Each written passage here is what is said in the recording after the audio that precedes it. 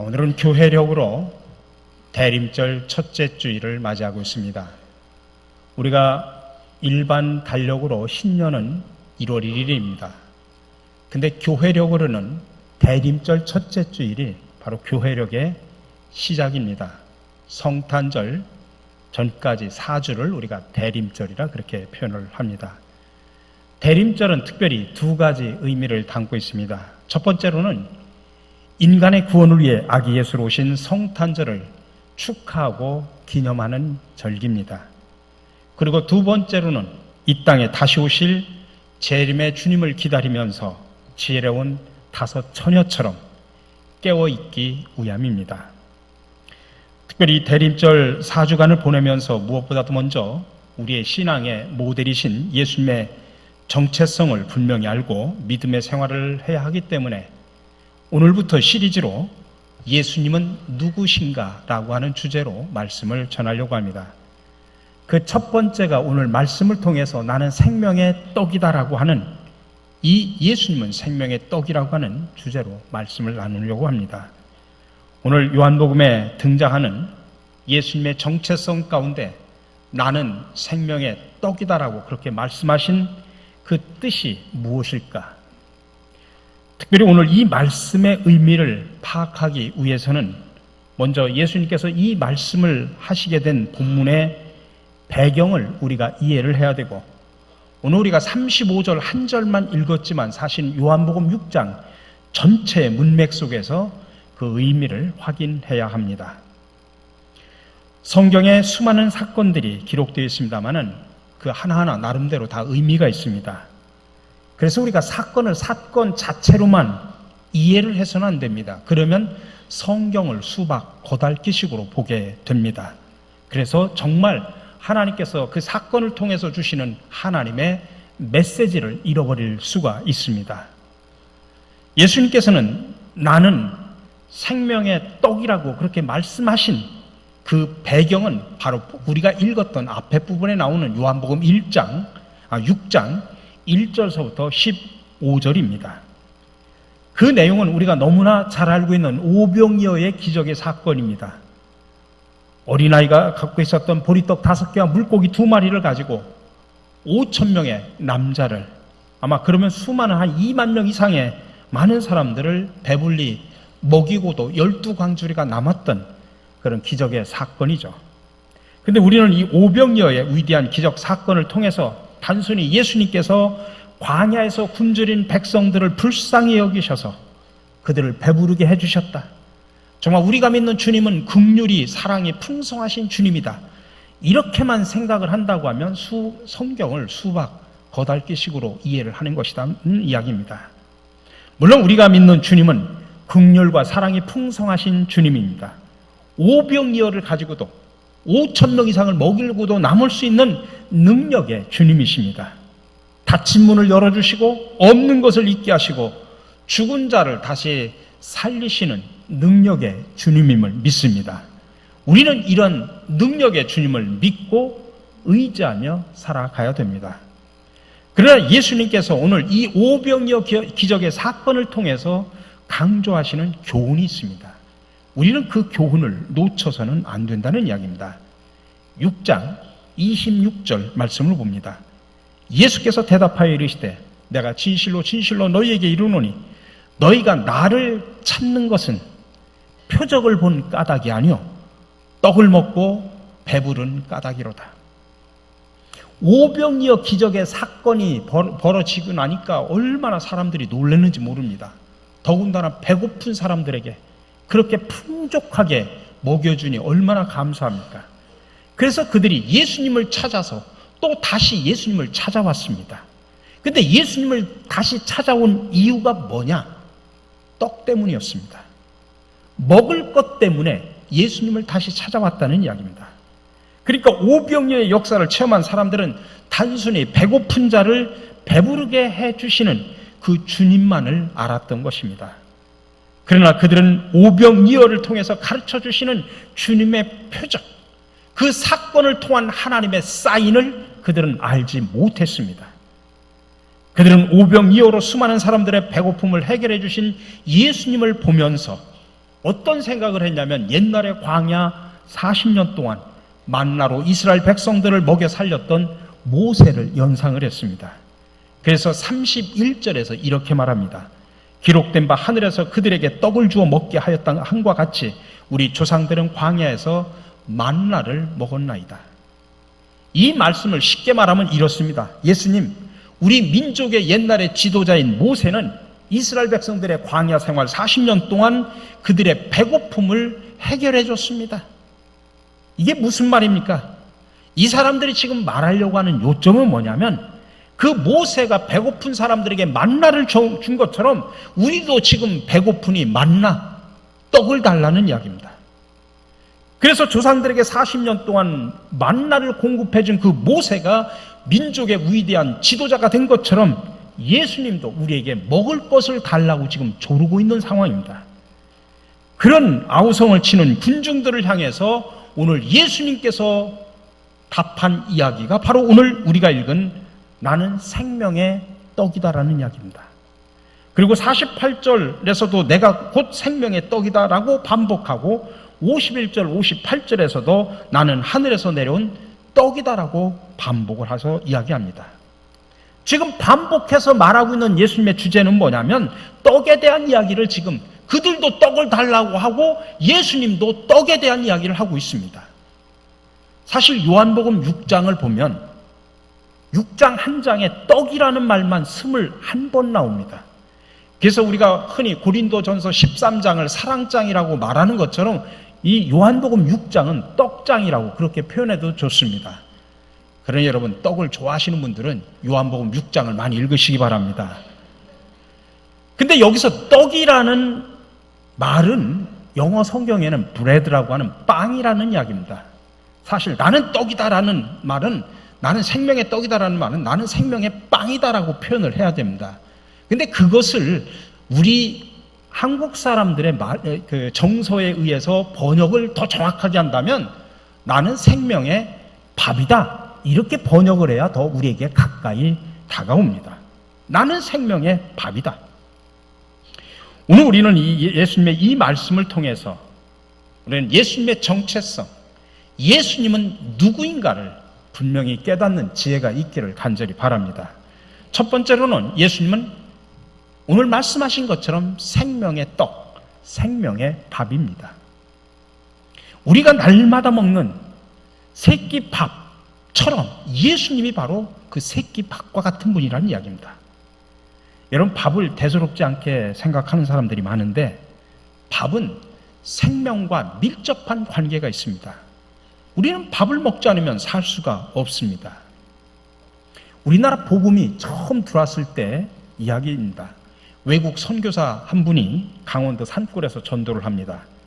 몇 마디 배운 한국말을 가지고 목소리를 높여서 동네 사람들을 불러봤지만 사람들이 대꾸도 안 하고 밖으로 나오지도 않습니다.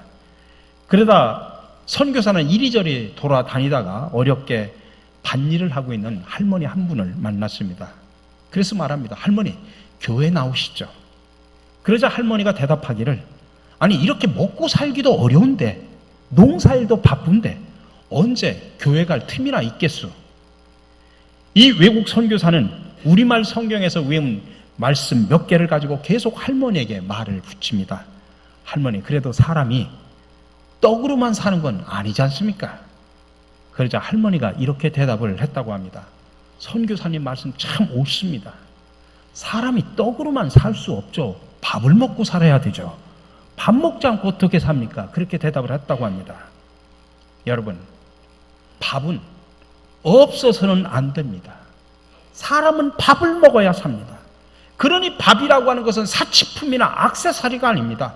우리의 건강, 우리의 삶을 유지시키는 필수품이 밥입니다. 우리가 생명을 유지하기 위해서 우리가 밥을 먹지 않습니까? 아무리 내가 건강한 신체를 가졌다고 할지라도 며칠 굶으면 견뎌낼 수가 없습니다. 마찬가지로 우리가 영적인 생명을 유지하기 위해서는 생명의 밥이 되시는, 생명의 떡이 되시는 예수님이 꼭 필요합니다. 예수님은 우리의 삶 속에서 있어도 그만, 없어도 그만인 액세서리가 아닙니다. 할 일 없는 사람이 믿는 그런 기호품이나 사치품도 아닙니다. 예수님은 우리를 살리는데 꼭 필요하신 분임을 믿으시기 바랍니다. 날마다 우리에게 새 힘을 공급해 주시는 분임을 믿으시기 바랍니다. 우리의 삶을 풍성하게 해주시는 분임을 믿으시기 바랍니다. 생명의 밥이 되신 예수님은 먹고 난 다음에 때가 되면 또 다시 배고파서 먹어야 하는 그런 시시한 세상 밥과는 차원이 다릅니다. 영원한 생명, 한 번 먹으면 영원히 죽지 않는 생명의 밥입니다. 그래서 33절에 하나님의 떡은 하늘에서 내려 세상에 생명을 주는 것이다 라고 표현합니다. 하늘로부터 내려오셔서 생명의 떡이 되어주시는 예수님은 세상에 생명을 준다라고 이야기를 합니다. 근데 여기서 우리가 알아야 되는 것은 이 생명이라고 하는 단어를 헬라어에서는 두 가지 의미를 사용합니다. 생명이라는 말을 쓸 때는 헬라어 원어에는 두 가지 의미의 단어가 있습니다. 하나는 비오스라는 단어가 있고 하나는 조에라는 단어가 있습니다. 바로 우리 비오스라는 말은 일반적으로 사람들이 사용하는 우리가 흔히 말할 때 생명, 그렇게 말할 때 그 생명을 비오스라고 말합니다. 그 비오스라는 말의 원어에서부터 바이올로지라고 하는 생물학이라는 단어가 나옵니다. 우리가 흔히 요즘에 바이오 제품이라는 말을 많이 쓰지 않습니까? 이렇게 생명과 관계된 수많은 단어들이 바로 비오스라는 말에서 파생이 됩니다. 근데 오늘 예수님께서 사용하는 생명이라는 단어는 그 비오스가 아닙니다. 조해라는 단어입니다. 이거는 바이오하고는 질적으로 다른 겁니다. 영적인 차원의 생명입니다. 그래서 영적 생명이라고 말합니다. 죽음으로도 끝나지 않는 영원한 차원의 생명입니다. 그래서 영생이라고 표현합니다. 오늘 우리 시대에 사용되는 생명의 개념에는 크게 세 가지가 있습니다. 하나는 육체적인 생명입니다. 그것은 단순히 살아있음의 차원입니다. 내가 숨을 쉬고 맥박이 뛰고 몸의 체온이 유지되고 신진 대사가 제대로 작동할 때 우리는 살아있다라고 표현합니다. 우리는 그것을 그냥 생명, 좀 더 세밀하게 말하면 생물학적인 생명이라고 부르죠. 두 번째는 정신적인 생명입니다. 이것은 인간다운 살아있음의 차원입니다. 내가 생각하고 느끼고 계획하고 행동함으로써 우리는 인간으로서 살아있음을 느낍니다. 우리는 이것을 일반적으로 목숨이라고 표현합니다. 내가 당신 목숨을 바쳐 사랑합니다라고 할 때 그런 의미입니다.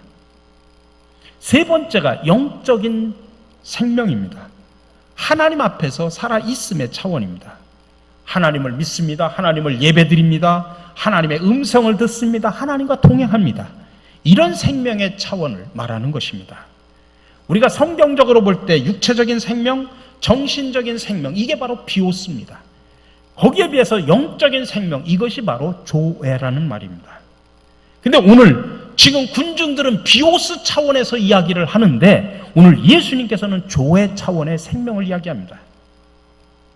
조의 세계를 말씀하고 있는데 그들은 비오스의 세계만 바라보고 있는 것입니다. 근데 이 조회라고 하는 영적인 생명은 이중적인 의미를 가지고 있습니다. 첫 번째로는 생명의 근원이 되신 하나님과 이 땅에서 교제하며 사는 것을 말합니다. 주님과 교제하는 삶 자체가 조회입니다. 또 다른 하나는 이 땅을 떠나서 우리가 하나님 나라에 들어가 하나님과 더불어 영원히 사는 것, 그게 바로 조회입니다. 그것은 미래의 약속이죠. 그래서 오늘 54절에 마지막 날에 내가 그를 다시 살리리니, 또 58절에 이 떡을 먹는 자는 영원히 살리라, 그렇게 언급되어 있는 다시 산다, 영원히 산다는 말 자체가 조회라는 뜻입니다.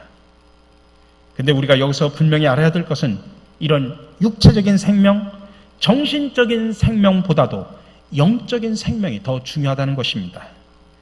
우리에게 중요한 것은 비오스가 아니라 조회라는 말입니다. 영원한 생명보다 더 중요한 것은 없습니다.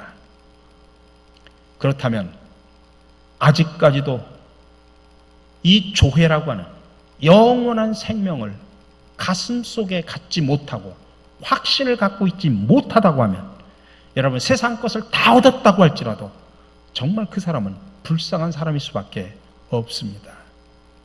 두 번째로 우리는 생명의 떡, 생명의 밥을 매일매일 먹어야 합니다.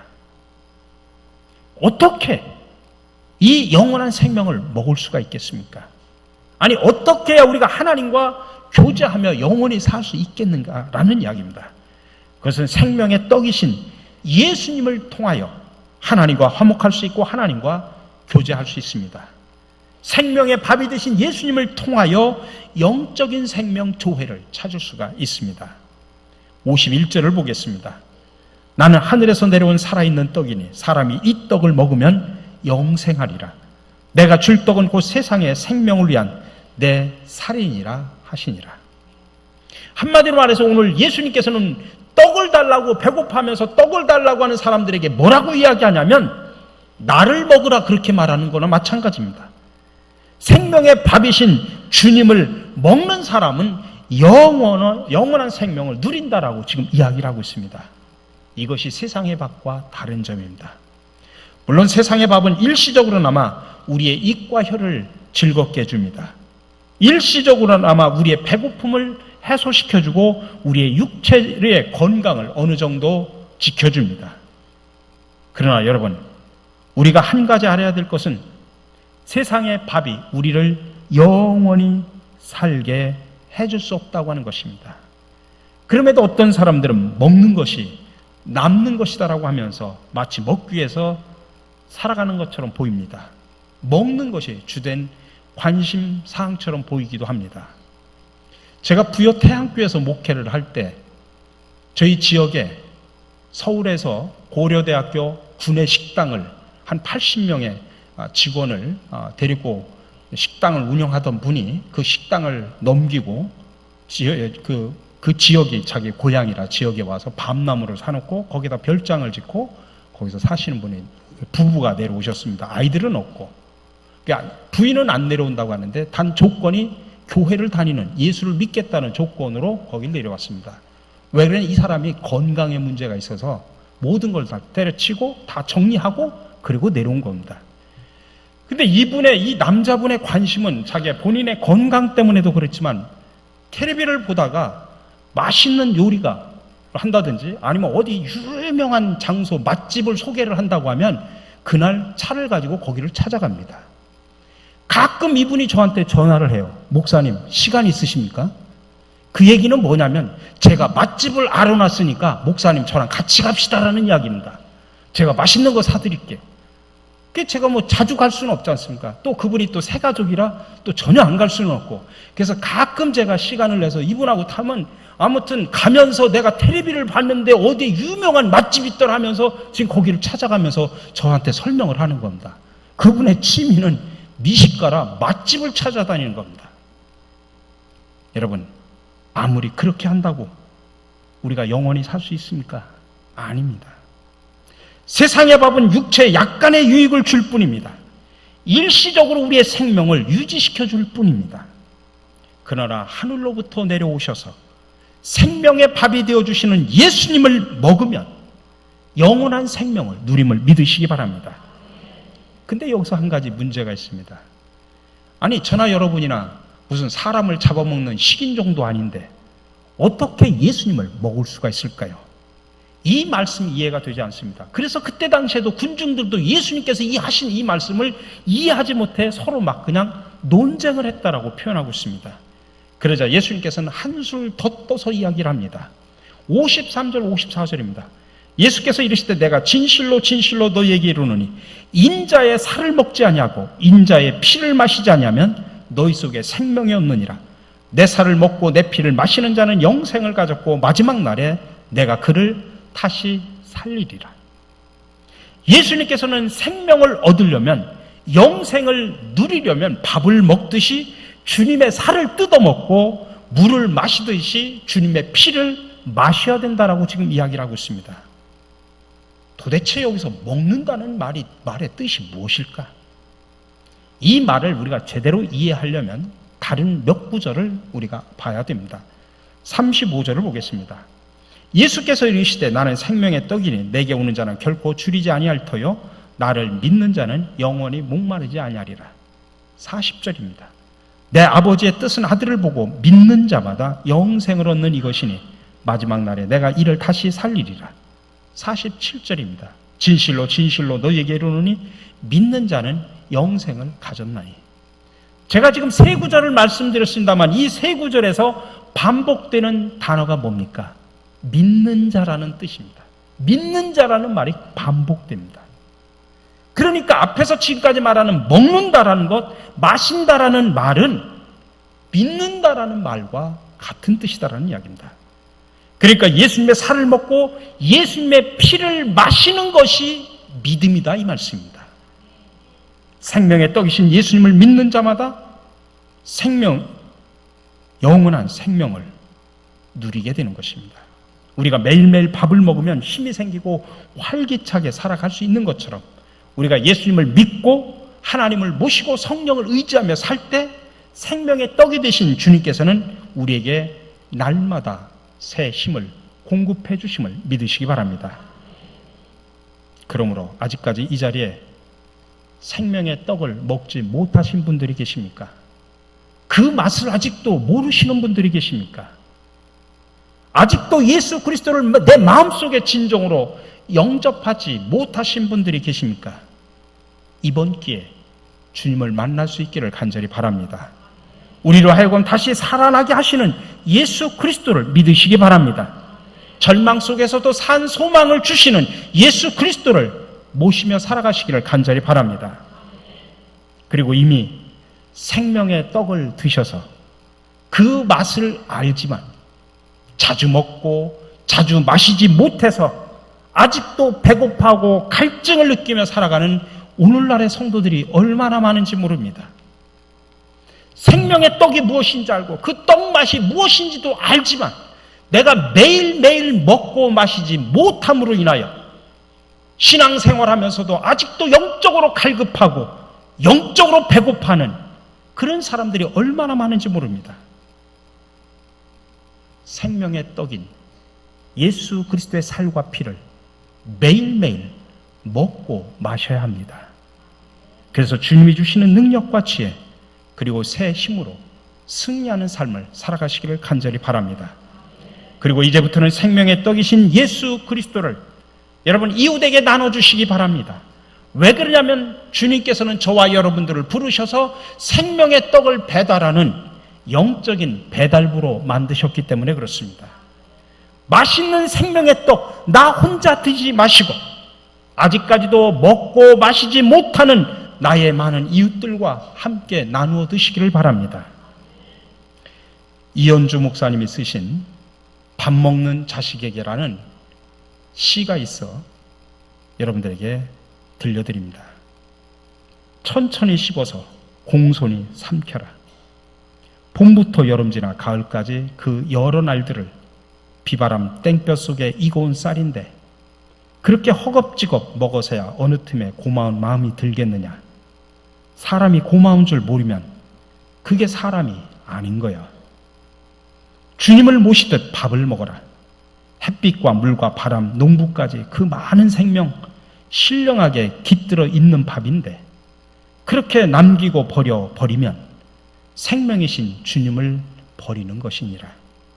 사람이 소중히 밥을 대하면 그게 예수 잘 믿는 거야. 밥 대신 예수처럼 밥이 되신 예수님처럼 밥 되어 살거라. 쌀, 보리, 밀, 옥수수 온 만물들은 자신을 제단 위에 밥으로 드리는데 그렇게 사람들만 밥 되지 않으면 어느 누가 생명 세상을 열겠느냐. 사람은 생명의 밥을 먹고 밥이 되어 사는 거야. 우리 사랑하는 성도 여러분, 우리는 생명의 밥이 되신 예수님을 먹고 마시는 자들입니다.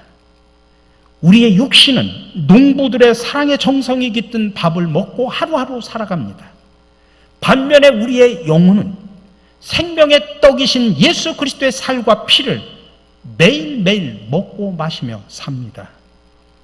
그리고 이제는 우리가 밥 되신 예수님처럼 살아야 합니다. 밥이 자신을 제단에 올려진 제물처럼 우리를 위해 날마다 희생하는데 우리는 날마다 주님의 십자가의 사랑을 먹고 살면서도 나 자신이 다른 사람을 위한 생명의 밥이 되지 못한다면 여러분 결코 새로운 세상은 열려지지 않습니다. 그러므로 이제부터 우리 모두 생명의 떡으로 오신 예수 그리스도를 매일매일 먹고 마시기를 바랍니다. 그리고 세상으로 나가 내 자신이 다른 사람을 위해서 생명의 떡이 되어 주시기를 바랍니다. 그래서 주님의 향기를 드러내며 살아가는 멋있는 성도 여러분들이 되시기를 주님의 이름으로 간절히 축원합니다. 생명의 떡으로 이 땅에 오신 주님, 감사와 찬양과 영광을 돌려옵나이다. 하오나 우리는 세상에서 육신의 떡만 추구하면서 더 많이 갖고 더 먹기 위해 탐욕과 이기심으로 살아왔음을 이 시간 솔직히 고백합니다. 자비의 주님, 용서하여 주옵소서. 이제부터는 영원히 가라지 않는 생명의 떡이신 주님을 매일매일 먹고 마시게 하옵소서. 그리고 세상에 나가 우리의 이웃들을 위한 생명의 떡이 되게 하옵소서. 지금도 우리에게 생명의 떡을 풍성하게 주시는 예수 그리스도의 이름으로 기도드립니다. 아멘.